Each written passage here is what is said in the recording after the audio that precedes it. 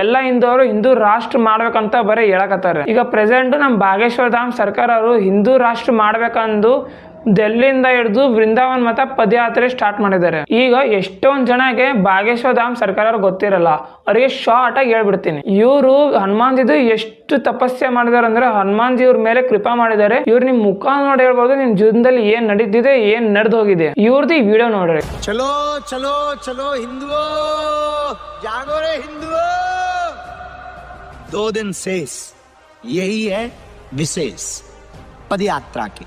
आज से ठीक 2 दिन बचे हैं पदयात्रा. ಇವರ ವಿಡಿಯೋ ಅಲ್ಲಿ 7 ನವೆಂಬರ್ ಇಂದ ನಾವು ಪದಯಾತ್ರೆ ಸ್ಟಾರ್ಟ್ ಮಾಡ್ತೀವಿ ಅಂದ್ರೆ ನಿನ್ನಿಂದ ಸ್ಟಾರ್ಟ್ ಮಾಡಿದ್ದಾರೆ. ಇವರು ಸ್ಟಾರ್ಟಿಂಗ್ ನ ಒಂದೇ ಮಾತು ಹೇಳಿರೋದು, ಎಲ್ಲ ಹಿಂದೂಗಳಿಗೆ ಒಗ್ಗಟ್ಟು ಮಾಡಿ ಹಿಂದೂ ರಾಷ್ಟ್ರ ಮಾಡ್ಬೇಕಂತ. ಈಗ ಪದಯಾತ್ರೆಯಲ್ಲಿ ಎಷ್ಟು ಹಿಂದೂರು ಪಾರ್ಟಿಸಿಪೇಟ್ ಮಾಡಿದಾರೆ ಅಂದ್ರೆ ನೀವು ಜಸ್ಟ್ ಈ ವಿಡಿಯೋ ವಾಚ್ ಮಾಡ್ರಿ.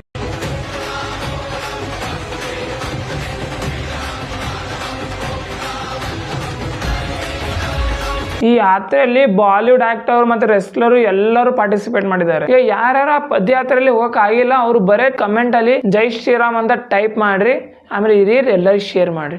ಧನ್ಯವಾದ.